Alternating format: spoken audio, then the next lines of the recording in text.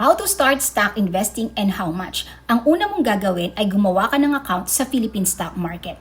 Ito yung link ng Philippine Stock Exchange website.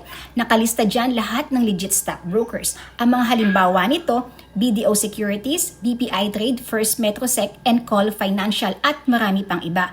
After mo mag-open ng account sa kanila, ay i-fund mo ito. Usually, binibigay ng mga stockbroker ang procedure kung paano ka makapag-fund sa kanila after mong gumawa ng account sa kanila. Kung meron kang BDO Savings Account, itry mong gumawa ng account sa BDO Securities. Kung meron kang BPI Savings Account, itry mong gumawa ng account sa BPI Trade. Kung meron kang Metrobank Savings Account, itry mong gumawa sa First Metrosec.